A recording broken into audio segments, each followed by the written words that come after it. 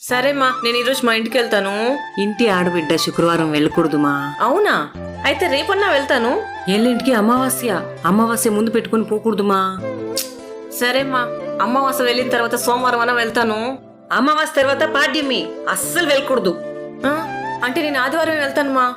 ఆదివారం వారసులమా, ప్రయాణాలే చేయకూడదు. ఆ, అంటే నీ కూతురు నేను వదిలి ఎక్కడికి వెళ్ళకూడదు, నీతోనే ఉంటే జాలీగా ఉంటుంది కదా నీకు. అవునుమా. అప్పుడు ఎందుకు పెళ్లి చేసినావు నాకు? నువ్వే కదా అడిగినావు.